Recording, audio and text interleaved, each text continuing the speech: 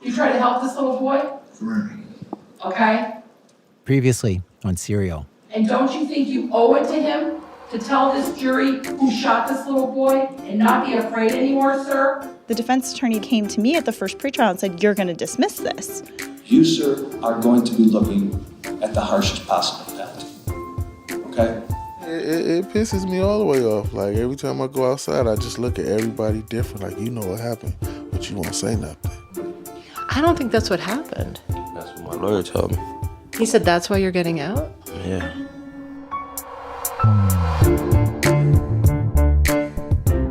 From This American Life and WBEZ Chicago, it's Serial. One courthouse told week by week. I'm Sarah Koenig.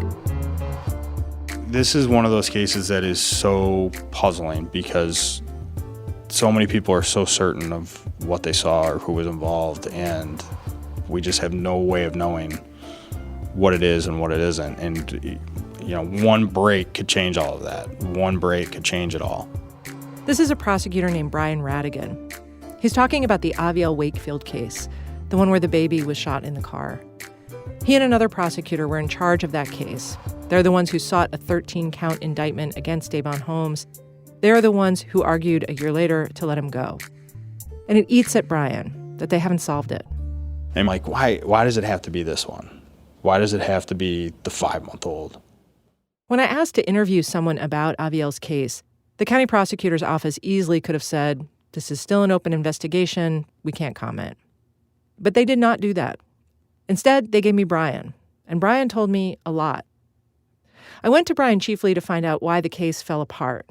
Did they release Deon Holmes because of some technicality, or did they release him because wrong guy? First, though, we spun through the reasons they thought it was Deon to begin with. Initially, they had anonymous tips that it was Deon.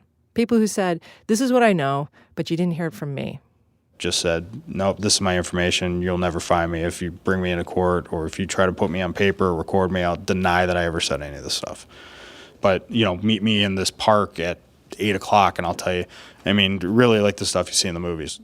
In the movies, that's exciting. In real life, not so great. But Brian said he was hoping to persuade one or two of those people to become witnesses by the time the trial rolled around. They had the jailhouse statement from that guy who I'm calling John, the guy who'd known Deon since he was little. Their brothers were friends. Brian told me more about what John said, but he also told me they didn't really find it credible since some of the other people John had mentioned in his statement didn't seem to have a connection to Deon. They were older, for one thing. Brian's office was also looking into the guy Aviel's father thought was responsible for the shooting, but they didn't have enough evidence to charge him with anything. On Deon, they also had his cell phone records, putting him in the neighborhood at the time, his own neighborhood. They also had his statement to the detectives, in which he said he'd been up the street at the Family Dollar when it happened. Again, a statement Deon told me he'd never made. It didn't add up to much. But then they got the landscaper's ID. The landscaper, remember, was the guy who finally chose Deon's picture out of a photo array, third time around, almost 2 months after the shooting. As I thought, it was the landscaper's ID that made the prosecutors feel comfortable, like they were looking at the right person. The landscaper came off as genuine, believable. And Brian told me the landscaper, he came to them. He showed up one day at the Justice Center, took the elevator up to the 9th floor to the lobby of the prosecutor's office. Brian gets a call at his desk. "There's a guy out here who says he wants to talk to you." So I show up to the front, I say, "Hi, how are you?" You know, introduce myself, and he says, "I've got some information I want to talk to somebody about." So I called the homicide unit. I didn't talk to him again. We don't want to be witnesses. Right. So I call the homicide unit. They come over here, they pick him up, and they talk to him. And when they're talking to him, there was a belief at the beginning from the officers handling the case that this guy knows who it is, but he's not going to pick him out. Brian says this guy was like a lot of witnesses they deal with, wanting to do the right thing, afraid to do the right thing, waffling. He came down here a number of times and contacted the homicide unit a number of times saying, "Listen, I wanted to do this, I wanted to come forward, but I do not want to come to court. I do not want to testify. I've got kids." He talked to us, he wanted us to move him out of where he was living because he was afraid of... Was he living in the neighborhood? He was living in Cleveland and... but not in that neighborhood. No, but he still was working in that neighborhood afterwards and those types of things. So he had his own concerns. But I think if you asked him again, he would still believe that Deon Holmes was the one. And Do you think Deon Holmes was the one? I think that there was pretty strong evidence that we found during the course of this, and that he was not. He's not. Now we turn to part 2 of our conversation. What made the case against Deon collapse? Though I just want to note, the amount of evidence Brian had laid out does not seem like it should be enough to take a person to trial for aggravated murder, much less convince a jury to convict a person of aggravated murder. But it is enough. I'm not saying it would have been a slam dunk for the state, but assuming the landscaper showed up to court and testified, it's not far-fetched to think Deon might have been convicted. He easily could have gone down for this murder. But about a month before the trial was supposed to start, Brian said they were made aware, he doesn't want to say exactly how, but they were made aware of a phone call, an exonerating phone call. We had some evidence of somebody else that we believe is involved in the case on a recording that they didn't know was being recorded, saying that Deon was not there. Can I ask, was it a jailhouse call? It was not. Okay. It was not. Again, Brian didn't want to divulge too much about this recording.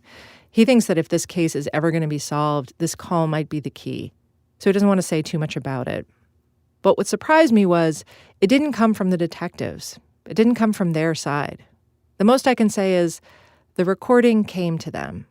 Once it did, they all sat down in a conference room in the prosecutor's office, the defense attorneys, Brian, the cops, and they listened to this call. It was between someone who knows and cares for Deon and a young man I'm not going to name. In the call, nobody identifies the shooter, but it was pretty clear the young man knew what had happened the day Aviel was killed. Brian says he understood right away that he had to take it seriously. When you actually hear somebody say it, when they don't know that they're being recorded, and that changes things. They were only a few weeks from trial at this point. Now they scrambled. They needed to verify that the recording was real, that the people in the call were who they said they were, and that the call itself wasn't theater, manufactured to spring Deon. Once they did all that, they reassessed. Do we still think Deon Holmes is the guy? They weren't sure. Maybe not. They decided they couldn't proceed, filed a motion to dismiss. The phone call undid the case against Deon, but it also gave Brian new evidence to work with. The young man in the recording. He sounded involved in some way. Brian called up detectives he knew in the 4th District. Do you know anything about this guy? Funny thing, they said. As a matter of fact, we're looking at him for a carjacking. Also for a shooting. Brian says, can you hurry it up? Chop, chop. And they do. Pretty soon, they've got him in custody. They charge him for the carjacking and for the other shooting. Even though these wouldn't normally be cases for Brian's unit since nobody died, Brian prosecutes him, tries to get the guy to cooperate, starts squeezing him. I'll help you out on a plea if you help us on the Aviel Wakefield case. 12 years is better than, say, 30 years, right? The guy won't talk. Brian tried for months. Nothing. Last fall, the guy pleaded guilty in those cases to ag robbery and attempted murder and was sentenced to 17 years. Brian knows that this guy, serving time for something entirely else, might be the closest they'll creep towards justice in Aviel's case, a kind of sideways justice. We'll Al Capone him, Brian had said, which is a funny thing for him to say because Brian looks a lot like a young Al Capone. It's unsatisfying, I know. The crime isn't solved. That's unsatisfying, obviously. But also, Deon sat accused for a year. That shouldn't have happened. But when I asked around the Justice Center about it, people said, yeah, that's a shame, but at least they corrected it. No one was demanding an inquiry into what went wrong or yowling for reform. No hand-wringing. It was more resignation. What are you going to do? Judges say they can't control what cases the prosecutors bring to them. Prosecutors say they're relying on the detectives. Detectives say their information is only as good as what the public coughs up. Can they help it if people lie or withhold? I get it. When no one feels fully responsible for the outcome, when blame is spread out and diluted, a situation like Deon's becomes easier to shrug off. What are you going to do? Starts to feel like an answer, rather than an urgent question.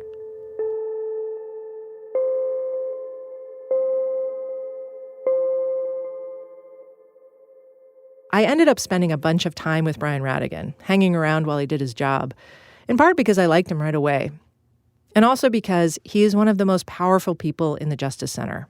He'd never admit that. I'm not sure he fully sees it, but it's true. Prosecutors are the most powerful people in any courthouse. Defense attorneys will tell you they'd rather have a fair prosecutor and an unfair judge than a fair judge and an unfair prosecutor.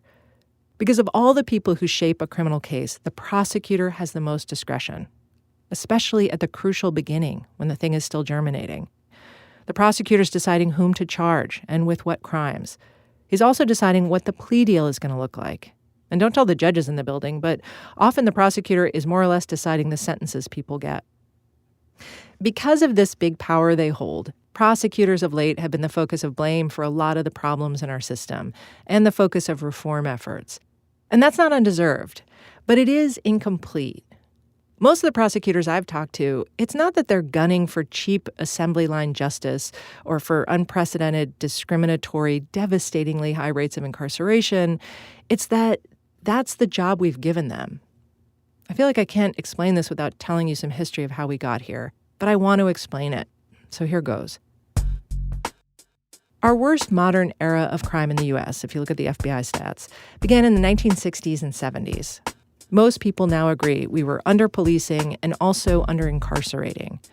Then we swung way, way the other way. Cops made more arrests, which meant more prosecutions. But the huge increase in arrests and charges did not correspond to a commensurate increase in the number of prosecutors, or the number of cops, but that's another story. This one statistic really hit me. In 1974, there were around 17,000 local prosecutors dealing with around 300,000 felony prosecutions. By 2007, the number of prosecutors had jumped to about 32,000, so a significant increase, but they were dealing with nearly 3 million felony prosecutions. That's a tenfold increase from 1974. The upshot? Vastly more prosecutions handled by relatively fewer prosecutors. The only way for them to keep afloat? Plea bargains. As one Cleveland judge said to me, plea bargaining isn't part of the criminal justice system. It is the criminal justice system. Pleas are cheap. They lead to more convictions and to more incarceration. And we've given prosecutors many tools to negotiate these pleas. Lots of forces help this push toward harsher criminal justice. Economic forces, the forces of racism and discrimination, some unfortunate U.S. Supreme Court decisions, politics and more politics. But the one you don't always hear about is legislation. In the decades post-1970, most states began revamping their sentencing guidelines and their criminal codes. A lot of crimes were being defined both more broadly and more specifically. Theft, fraud, burglary, robbery, assault, sexual assault, kidnapping, their definitions expanded, which made them harder to defend against. And they carried more serious penalties. Same with laws about guns, and especially about drugs. Expansive criminal codes allow prosecutors to expansively charge, because a single criminal act doesn't have to be singly charged. You can pile on as many charges as you want. Doesn't matter if they overlap, so long as each one requires you to prove something slightly different. That's how an armed robbery can end up charged as, say, 8 felonies that sound like echoes bouncing around a canyon. Committed a theft while having a deadly weapon. Committed a theft while having a deadly weapon and either displayed the weapon, brandished it, indicated that he possessed it, or used it. On top of all that, you've got sentence enhancements, what are known in Cleveland as specs, that you can tuck inside particular charges. Repeat offender specs, gang specs, gun specs are the one I saw most in Cuyahoga County. Usually 1 and 3 year mandatory prison time for the use of a gun, even though the use of a gun is baked into the definition of many charges already. The result is a kind of indictment shock and awe. Charging like this, what's known as stacking charges or just overcharging, induces pleas. Of course it does. Because the prosecutor can accordion the indictment however he needs. If you plead, we'll drop everything but the felonious assault, or you go to trial on the full, formidable indictment. And chances are, if you go to trial, you're going to get convicted of something. Just the visual of a long indictment is a signal to the jury, look at this list. He must have done something. And while some charges probably are going to merge at sentencing, as a rule, the more stuff you're convicted of, the longer your sentence is going to be. So yeah, you plead. That's why the prevailing practice in most prosecutors' offices is to charge crimes as harshly as they can. It might swell prisons and eviscerate entire neighborhoods, but it is efficient. All of this brought me to Brian Rigan. I wanted to know something very basic. How does he make his decisions? How much of what Brian's doing is coming from Brian, his own sense of what's right, and how much is beyond his control, the job we've given him? Yeah. Brian works in the major trial unit, homicides mostly. In his office, he's got a mini fridge and a neatish desk and a window with the blinds drawn that overlooks Lake Erie. It's nothing fancy by a long shot. Case files and boxes of evidence are piled around. Complaining chair. Brian looks sharp, though. He wears a suit every day. He never knows when he might be pulled into a courtroom. But the way his beard stubble scrapes against his collar, you understand he's enduring the costume, not enjoying it. He doesn't appear to revel in his power. He favors the aw shucks variety of dominance. From what I can tell, Brian is universally respected in the Justice Center. He's forthright, he has compassion, he can take a joke. He's 38, married, 2 little kids. A regular, amiable guy. The days I spent with him, he had 20 cases on his docket. 1 aggravated vehicular homicide, a rape case, 1 felonious assault, which he normally wouldn't get, but the guy assaulted 3 police officers. The rest, murders or aggravated murders. Mostly drug deals gone bad. Or some bullshit like retaliation thing, you know? Yep. All day, people are knocking, calling, texting. He's getting updates on cases, giving updates on cases. Be decided. Yeah, hold on. Hey, Ray. Brian takes a call from Ray Diaz, a homicide detective. He's working on a shooting case. Happened outside a nightclub on the west side. Detective Diaz tells Brian they're about to interview a witness. Great, Ray. Call me when you're done. All right. Bye. This is a guy that we've been... he was with the defendant, and we've been trying to get him to come in and do an interview, and every time he says he's coming in, he cancels, or I didn't have a ride, or we show up at his house and he's not there. So last week, I printed out a subpoena for the 2 homicide detectives. They went and served them, and so he just called and said he's going to be here today. So this is excellent timing. Brian has a pretrial on that case this afternoon. Right now, though, he's about to have a meeting with 2 other detectives on another case. They just walked in. Hey, Art. Hey, Rhonda. Hi.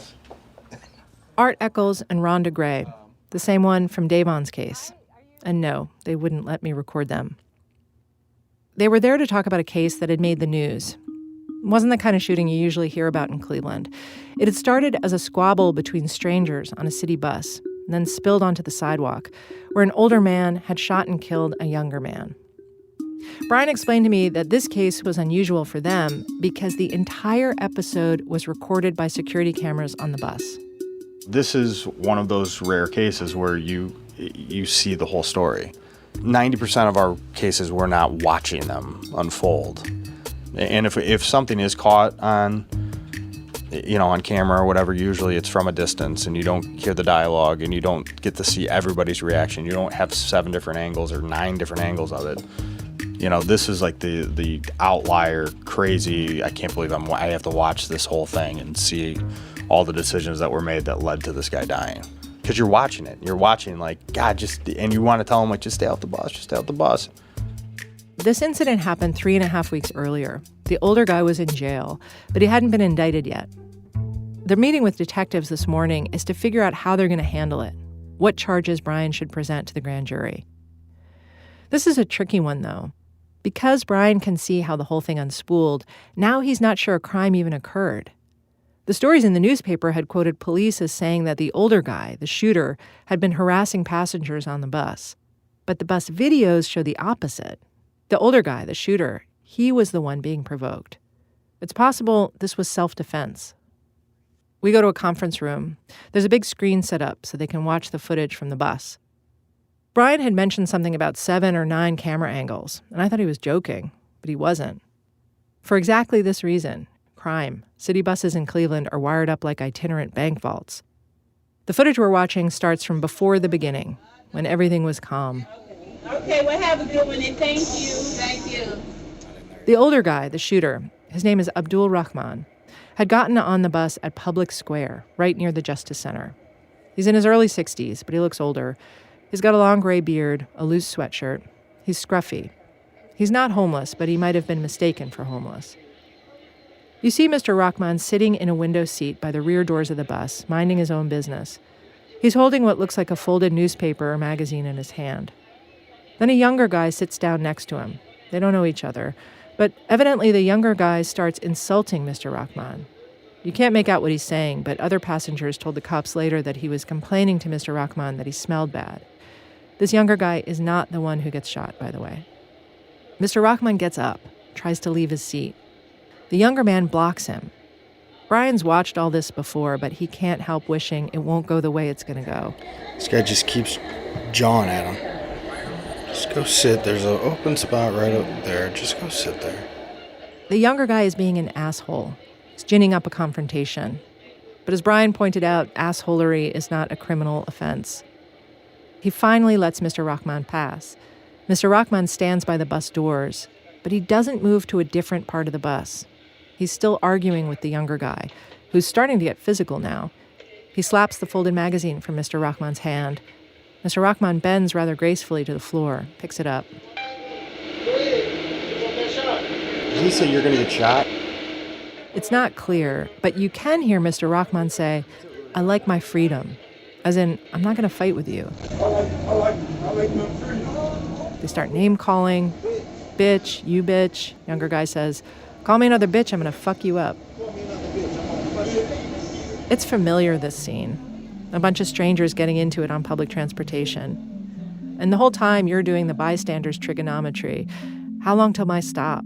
Should I say something? Where are we? Should I move seats? At this point, a woman named Rachel asks the men to can it.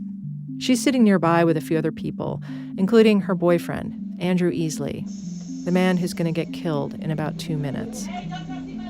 Rachel says to the guys arguing, "Hey, can't you see my niece is sitting right here? Get your ass off the bus and calm down." And he does. Mr. Rahman gets off at the next stop. But then he lingers on the sidewalk. You just want to scream, "Walk! Walk the extra 5 blocks, for God's sakes." But he gets back on the bus. 10 seconds later, the younger guy says this.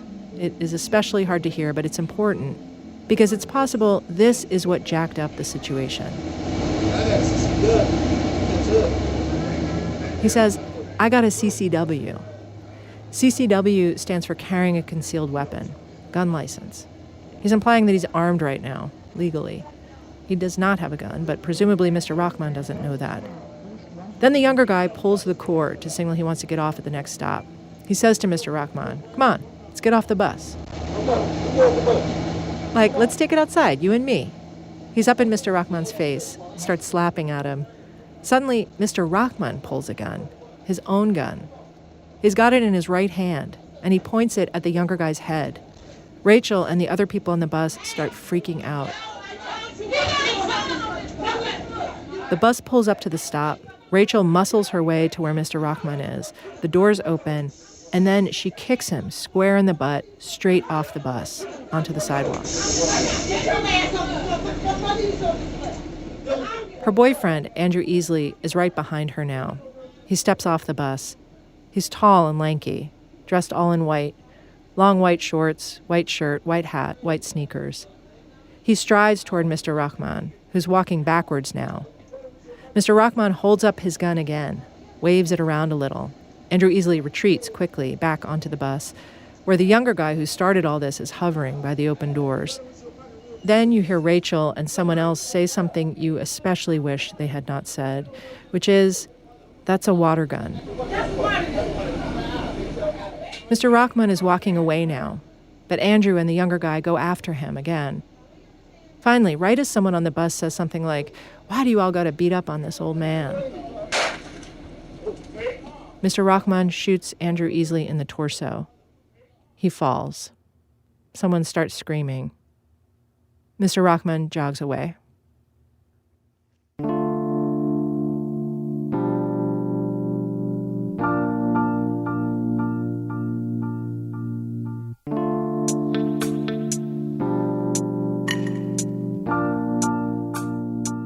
police have statements from some of the people inside the bus, but the statements aren't as reliable as the myriad recordings we've just watched. The detectives can see for themselves how the thing cranked up emotionally, block by block, as the bus traveled east on Superior Avenue.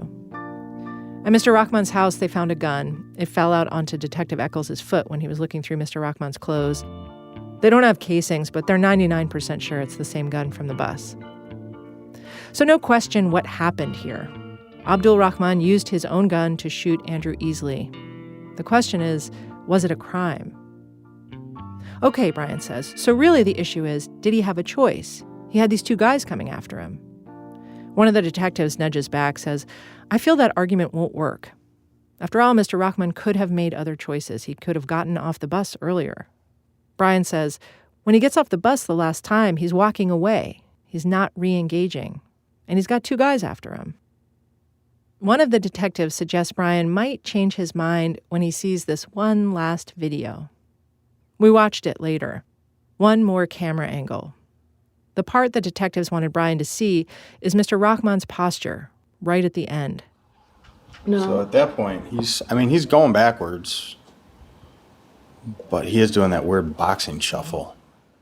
It's true. He's doing a boxing shuffle, like he's fixing to fight. I learned Mr. Rahman wasn't always called Mr. Rahman. Decades ago, he was called Ricardo Spain, and he was a heavyweight fighter. He mostly lost his professional bouts, 23 losses out of 26 fights. One of them... And now, ladies and gentlemen, man your battle stations... ...was against Mike Tyson, Atlantic City, 1985. The giveaway. Oh, the legs have gone. This is all over. Yes, it is. I don't believe it. That's well inside a minute. Yes, it is. 38 seconds, which is not the fastest Tyson ever knocked a guy out. Now I understand why the detective wanted to be sure Brian saw that last video, because it does make you wonder, was a former heavyweight who can still muster a boxing shuffle really afraid of those two guys on the bus? After the meeting with the detectives, I'd say Brian was leaning slightly self-defense, but he's still not sure. And because he's not sure, he's going to let the grand jury make that call tomorrow when they present the case for indictment. Technically, of course, the grand jury is always supposed to make that call. They're the ones who vote on whether there's probable cause to charge someone with a crime. But, well, for you lawyers and legal eagles, ham sandwich, I know. For the rest of you, I will spare you the ham sandwich cliche and just explain. The grand jury is supposed to be a citizen's check on government power. But in practice, grand juries usually vote the way prosecutors want them to vote. Probable cause is a low, low standard. You just have to show that it's logical to believe this person might have committed this crime. At a grand jury presentation, there's no judge, no cross-examination, no defense. In fact, in Ohio, according to the state bar, quote, even if a prosecutor knows of information which would help show that the accused person is innocent, he is not required to present it to the grand jury. So how it works is that the cops and the prosecutor tell the grand jurors what they think happened. The prosecutor presents them with a proposed indictment. Here are all the charges we believe fit this crime. If you guys agree, sign right here. So Brian's got to figure out what charges is he going to ask them to vote on tomorrow. Like, what will you write up in the indictment in terms of the charges, do you think? I don't know yet. Murder, I think, is the high end that it would be, and below that is voluntary manslaughter, and I think it goes between those two. And voluntary manslaughter is basically like in a heat of passion, or you being provoked. It's a crime that's provoked, but and that's your decider. Yeah, this is You're the decider. No, I am not the decider. I am not the decider. I don't decide anything except for what suit I'm going to wear today. No, it's. Sure, he has to run stuff by the bosses down the hall. Usually Saul Awadallah, who supervises his unit. His brother, Mo, is also in the major trials unit. But the idea that Brian's not deciding anything? No. Because he could play this various ways. Brian could show the jurors one camera angle or 7 camera angles. He could present all the statements from the people on the bus or just the ones that say Mr. Rahman was the aggressor. He could put murder on the proposed indictment and never mention the word self-defense. But this one, he tells me he really can see it either way, crime or no crime. So his plan is to put the whole Megillah in their laps, let the grand jurors decide. He's going to show them all the camera footage, read them all the witness statements. He talks it through with a paralegal, Nida, who's preparing the materials for the grand jury. Should we do the video before we talk about what each one says, or play the video? What do you think? I think I want to play the video first. See that? He doesn't want the camera footage to be colored by the statements, so it's going to be footage first.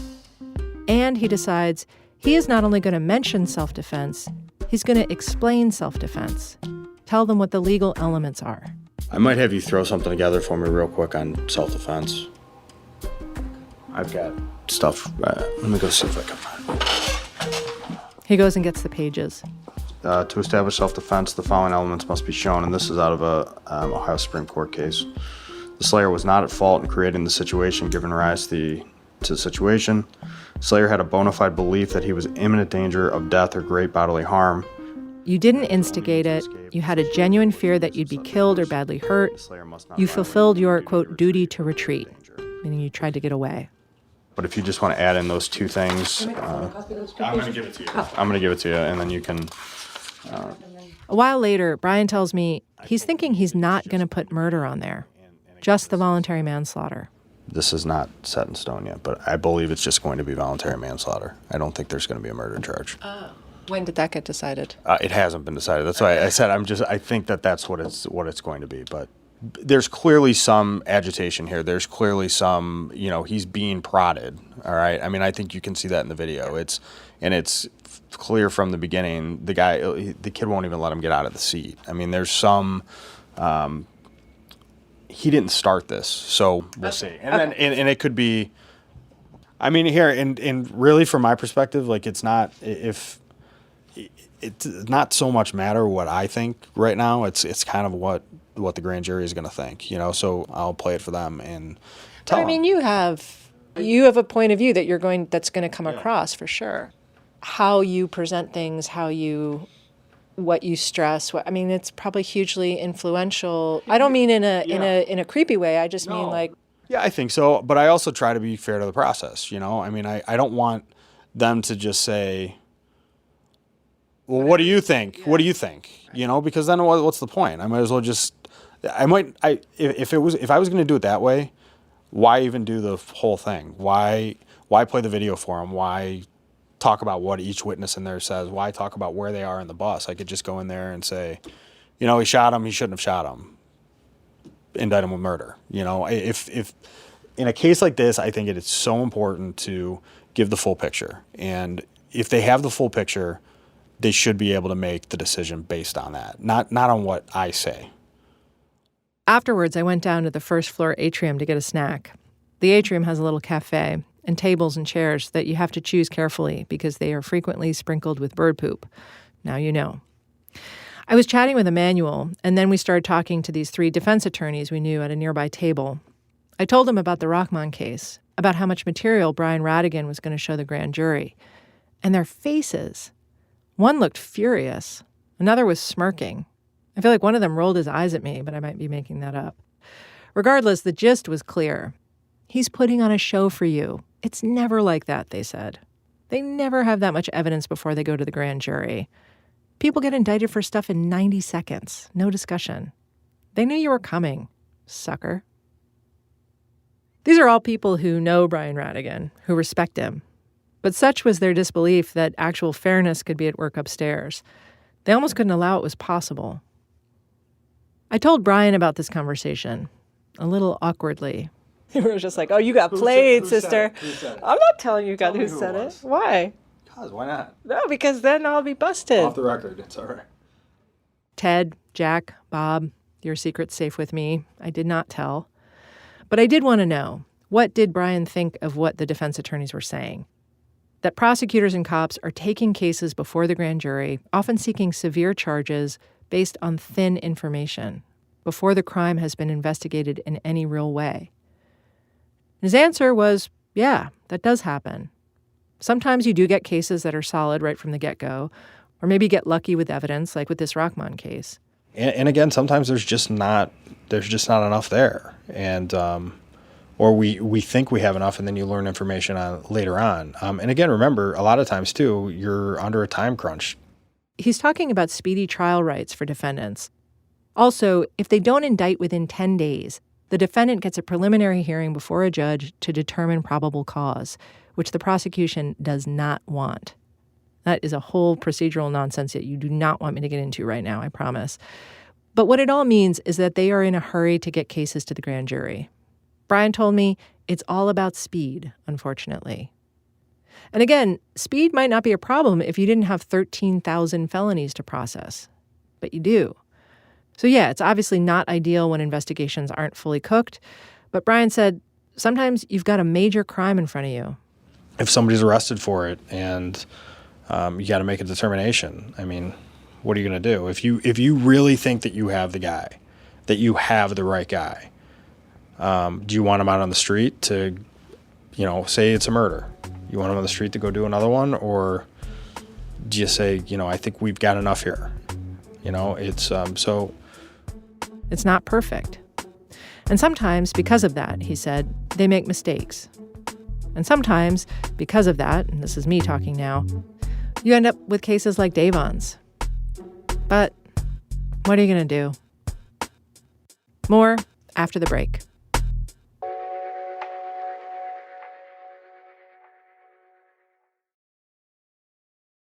This afternoon, the main thing Brian's got is a pretrial, a humble back-of-the-hallway pretrial, which is precisely where I'll get to see the most powerful guy in the equation, Brian, do the very thing a half-century of legal tinkering has primed him to do, negotiate a plea. The case is the one that Detective Ray Diaz called about this morning. It's a nightclub shooting. The defendant, named Dominique Williams, had been at the M&M Saloon, and when the place let out for the night, Williams allegedly shot and killed a guy right outside. A bunch of shots, fairly close range.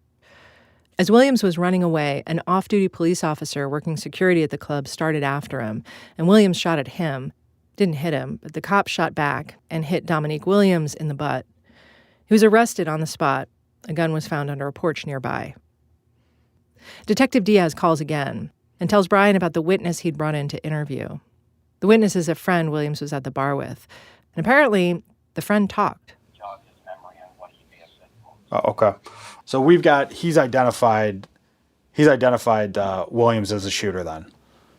Yes, he said Dominique was the shooter. Okay. He was in it, I didn't see him again.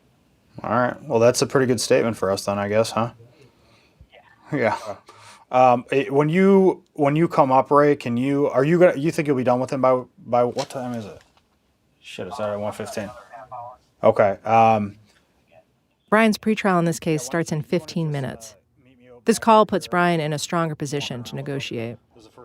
On the way to the elevator, Brian sees his supervisor, Saul Awadallah, in the hallway. Gives him a swift update on this new evidence. Oh, that's good. Go from circumstantial to eyeball witness. Yeah. We take the elevator up to 16, head to the pretrial area. Brian finds Dominique Williams' attorney, Craig Weintraub. He's been assigned this case, along with another attorney who didn't show up today. They sit down. Craig starts to talk about a possible plea. He doesn't know about the ID witness cops are interviewing downstairs at this very moment. We got to present an offer to you, is that the deal? Yeah. Okay. Well, one thing I should tell you, Diaz, the guy that Williams was with, his buddy at the bar, that we were able to track him down. They just interviewed him today. And he IDs your guy, says, yeah, I walked outside, walked out before your guy, and then Williams walks out. He says, then I see Yanetta walk out. That's the victim, Derek Yanetta. He goes, Yanetta doesn't say a word, and Williams rattled off like 5 shots at him. how was he tracked down? What was the story? I put a subpoena out to him, put it on his door. What did you go into to drag him out of? Found him at his mom's house, you know? What do you think? Yeah. Okay. Yeah. Should have known. And so now that he's seen sunlight, where did he go, by the way? Why did he disappear, and what's been his story? How come he hasn't stepped forward to say, oh my God, I witnessed a homicide? My understanding is that he's been in contact with Diaz and stuff and just has stood him up like 5 or 6 times to come down. He's got more important things to do. He doesn't want to be a rat. He doesn't want to rat on your guy. Yeah, well, apparently he has. Brian is used to Craig Weintraub. He's probably done about 10 murder cases with him. Unfun fact about Craig Weintraub, he represented Ariel Castro, the guy who imprisoned 3 women in his house for 10 years. After a case like that, maybe you either quit the law or you shtick it out. Wisecrack your way through the day whenever possible. Regardless. Wait a second. I know who you're talking about now. He was the guy, I walked in and I saw him being led by Diaz. He had the cane and a dog. The guy couldn't see. Get it? Brian plays along. He was being led by Diaz. I'm sure those are props you'll get rid of before the trial. I'm going to get him into the courtroom. We're going to practice how many steps straight, how many steps to the right. Sickening, you know? You guys do. That's what we do best. They start talking numbers. It sounds like an auction. But that's how they're negotiating this plea. First, figure out a prison sentence Dominique Williams can live with. Then figure out the charges he'll have to plead to that'll add up to those numbers. I was looking at a range of maybe 12 to 15. You don't get smiles on there, you see? Yeah, no, you're not going to. I was looking at a range of 12 to 15 until you found this guy slithering around. Brian's laughing because laughable. There's no way. 12 to 15 is more like armed robbery time. Weintraub knows that. What do you think a bottom end number is on this? Flat time or Yeah, it's going to be a big number if it's not going to be a life tail. You know what I mean? That's the issue here. I'll translate. Flat time means the number is the number. 20 years is 20 years. But murder charges in Ohio carry what's called a life tail.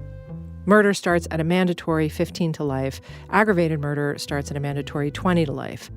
Williams is charged with both kinds, which come with a raft of gun specs. If you get a life tail, say 20 to life, means you have to serve 20 years before you can apply for parole, which you're not likely to get, at least not the first time around. So 20 to life could mean 20 years, or it could mean you spend the rest of your life in prison. Dominique Williams is 27 years old. Understandably, he wants flat time. For that to work, they're going to need to reduce the charges to some kind of manslaughter. What do you think, realistically? It's not 20s. I mean, it's not 20s.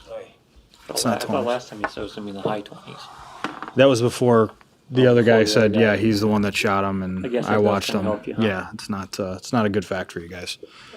I mean, I really think it could be a manslaughter with our range of maybe, 14 to 20, potentially. But be that as may, I forgot. I have a police officer I got to worry about too.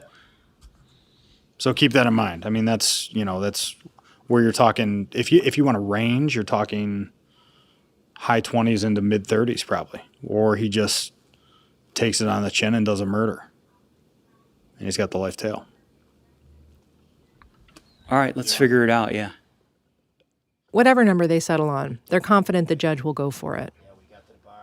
By the time we get back to Brian's office, the detectives on the Williams case are waiting for him to tell him more about the witness interview. It's Ray Diaz and also Detective Jody Remington. So any record or anything on this kid or no? He did 5 years federal time for something. Yeah. Brian and the detectives are easy with each other. No airs or formalities. You can tell they've worked together a long time. Did he know what the beef was or no? He won't tell us. He won't tell us. He said that he tried to. People have been talking, but he said as far as he knows, it was for no reason. Watching how closely Brian works with detectives all day gave me an appreciation for why the system finds prosecuting a cop so excruciating. Brian has had to do it. Just a month and a half ago, he prosecuted a Cleveland officer after he shot and killed a teenager, 18, who'd broken into a store. The cop was charged with negligent homicide, a misdemeanor, and Brian took it to trial, not with relish. Nobody wants to do them. I mean, judges don't want them. Prosecutors, defense attorneys don't want them. The police that are investigating them don't want them. Because they're hard. Legally, they're complicated because cops are allowed to kill people in certain circumstances. But also, for Brian, they're morally complicated. Brian supports police officers. He knows how many guns are on the street. He thinks their job is harder than it's ever been. But he also doesn't think that 18-year-old deserved to die that night. By prosecuting the officer, Brian didn't feel like he was taking a side. He felt like he was doing his job. But at the trial, the police made it obvious they did not feel the same way. You were in that room. What was the thing that seemed the weirdest to you in that room? Me at the table by myself and like 40 police officers on the other side? I mean, That was weird. Wasn't it? I mean, it was weird. It was strange, you know, and then I had one detective that came and sat with me finally, but, you know, that's weird. I mean, I know them. But you see what I mean, though, how easy it can turn into us versus them, it looks like we've turned on them. The all-around discomfort of that, the police feeling attacked, Brian feeling as if they're glaring at him like he's a traitor, plus the public perception that the government suits on the 9th floor will never really give their all to prosecuting their pals in blue, is why Cuyahoga County recently changed its policy. Local cases of police shootings are now farmed out to prosecutors from another county. Incidentally, the judge in that case found the officer not guilty. And the judge was endorsed for re-election by the police union soon after. Neither outcome surprised Brian.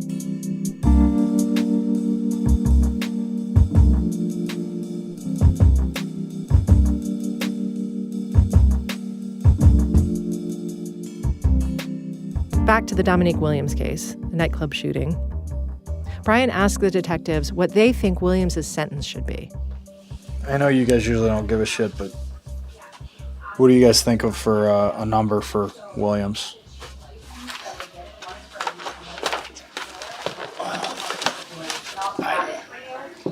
I'm always open when it comes to that. You guys buying any of the shit that our victim did something before this to bring this about? He may have. I think the problem that Dominique has is, I mean, he shoots him 5 times, he's not armed, and then he knowingly runs from a police officer who's identifying himself, and he has the audacity to turn and shoot at a policeman. I mean, they're talking flat time, and I don't know, am I off base by saying 20s is a no-go? I mean, and now the one witness has identified him and said he's the shooter. So, I mean, I'm not on the case, so I don't know if it's my place to speak, but yeah, 20 seems low. That's Chris Schroeder, another prosecutor, who was waiting to talk to Brian about a different murder case. For a guy who... it sounds like he just executed this guy outside, and then he shot at the cop as he was fleeing. Did he shoot twice at the officer?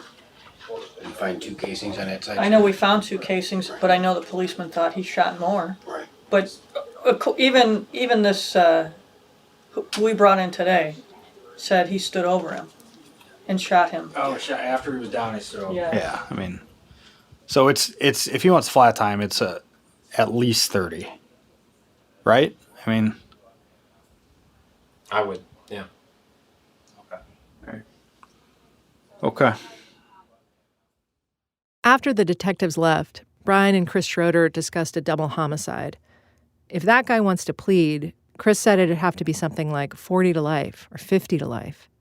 It's going to have to be a high mark, he said. I found these huge numbers shocking. I'm not even sure why. Obviously, I know people get multi-decade sentences, life sentences, all the time. Maybe it was because I had just been reading about Germany's sentencing practices, where a sentence for the very worst crimes usually lasts about 15 years at most. Or maybe because I'd now seen and talked to people, young people, who were staring at the prospect of 10 years or 14 years, and they were desperate. Brian and I talked about this for a while. I told him about my conversation with Charles Wakefield, Aviel's father. He wanted the person who killed Aviel to be punished, but he also considered what happened to his daughter a quote-unquote accident. He knows whoever shot her didn't set out that day to murder a baby. It was a mistake. By Justice Center standards, his vengeance was very conservative. I can't remember how it came up, but so he kind of threw out the number like 10 years. And I was really surprised because I was like, a person gets convicted for that murder. There's no way 10 years is coming out the other end. But it was interesting to me that seemed, he could balance the scales in his head with a 10-year sentence. Like that seemed about right to him. Do you think 10 years is fair though for killing a kid? I mean,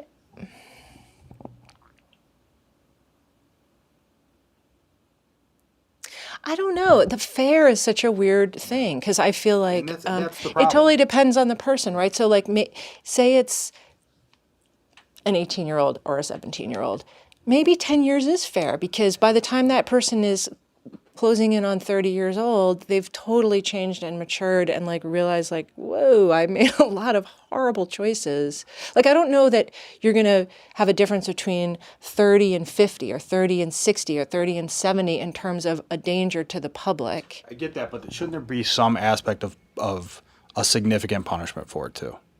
And I don't know that 10 years after taking the life of somebody is enough. I just don't. I mean, I understand that there is going to be that change, and hopefully there is. There's that realization, in your late 20s or something, holy shit, I fucked up. I fucked up. Right.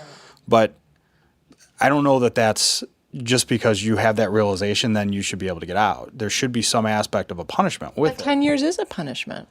I don't know. 10 years. Yeah, 10 years for it's not just that it was a baby, okay? It was a blatant disregard for everybody's safety on that street. Thank God somebody else didn't get shot, okay? At this point, I feel like even I need a reminder. It is not Brian's job to sentence anyone. That's for the judge. But certainly Brian is teeing up the sentences people get. And when he's thinking about sentences, it was also striking to learn what Brian was not thinking about: deterring crime, or who exactly is getting locked up. He doesn't come to work every day thinking about criminal justice policy. That's not what's guiding him. Deterrence and laws and how to fix communities and all that type of stuff. I try not to think of it that way. I think it's just we're better off worrying about our victims here, because when I'm talking to somebody that had their son killed or their daughter killed or mother raped and murdered, they don't care about the deterrent.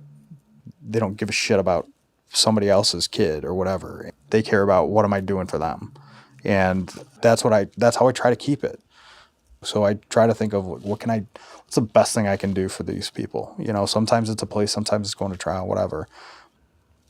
It's I don't know that if we deter people, we hope we do. I mean, that's why we have some of these sentences and things like that. But, we've got gun specs now for people that if you commit a crime with a gun, you're going away from our prison. We have 1-year gun specs and 3-year and 5-year and 8-year specs. And I think they're great, but I don't know if it's eliminated the amount of guns that are on the streets. I mean, is it deterring the next guy from picking up a gun? I don't know. Brian is using all the legal and procedural tools at his disposal, all the tools we've given him, to resolve cases, mostly through pleas. But he doesn't know if what he's doing is making Cleveland any safer.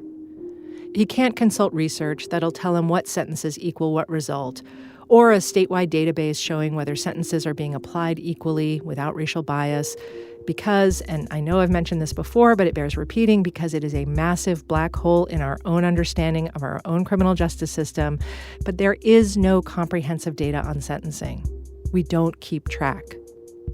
What we do know is that overall, more and more prosecutions, longer and longer prison sentences, while they do have some effect on crime, but not that much. It's very little bang for such huge bucks. That's why Brian concentrates on the only result he can really see day to day, which is when some measure of peace descends on a crushed family. So that's what he aims for, a punishment big enough to trigger the healing power of retribution. I mean, that's the way you have to look at it, he said, because if you look at it any other way, you'd lose your mind.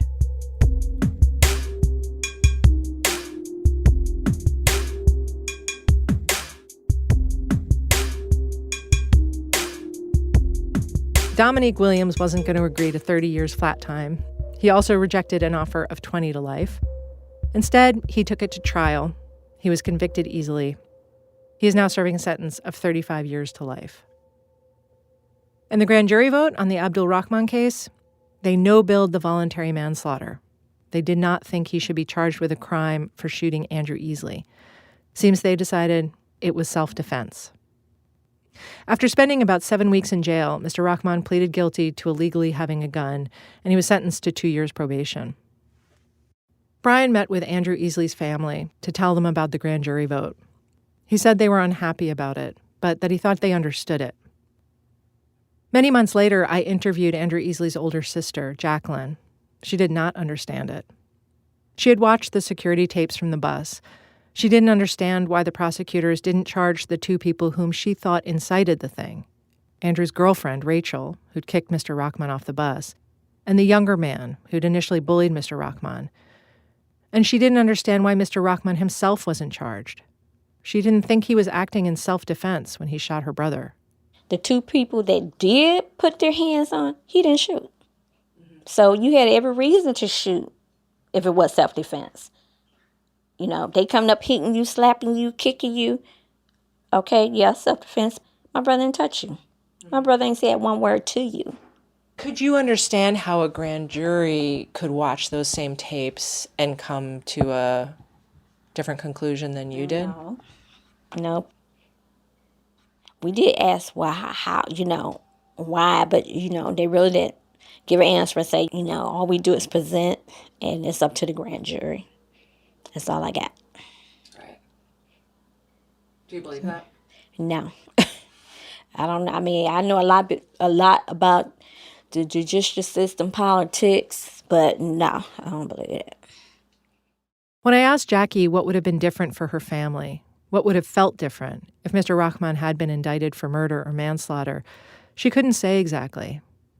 It might have helped some, she said, but it wouldn't have helped a great lot. Either way, her brother would still be gone, and the pain of that would still be radiating through her family. Even so, she said, she wanted it.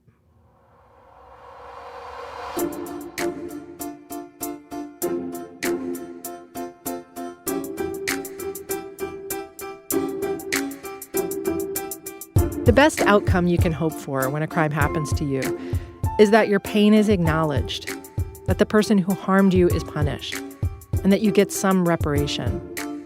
And believe it or not, that trifecta does happen. We met someone. Next time on Serial.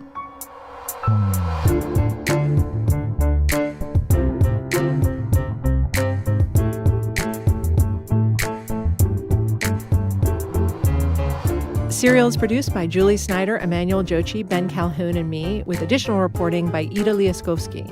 Editing on this episode from Ira Glass. Whitney Dangerfield is our digital editor. Huge congratulations to her for having a baby this week. Research and fact-checking by Ben Phelan.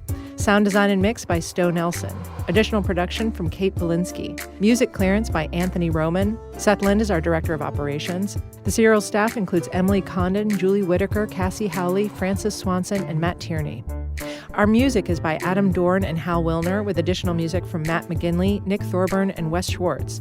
Our theme song is by Nick Thorburn and remixed by Adam Dorn. Special thanks to Lisa Knoller, Donna Weinberger, Sarah Andrews, and Scott Shoemaker at the Ohio Criminal Sentencing Commission, Ram Subramanian at the Vera Institute of Justice, John Pfaff, Paula Boggs-Muthing, Rachel DeSalle, Judge Pinky Carr, Kimberly Corral, Kim Yoder, David Raphael, Mike Barber, and Katie Fuchs. The art on our website was made by Adam Maida. He created the mural for this episode, and Moth Studio did the animation. Please check it out on our website, serialpodcast.org. That's serialpodcast.org, where you can also sign up for our email newsletter and be notified when new episodes are released. We're also, of course, on Facebook and Twitter. Serial is a production of This American Life and WBEZ Chicago.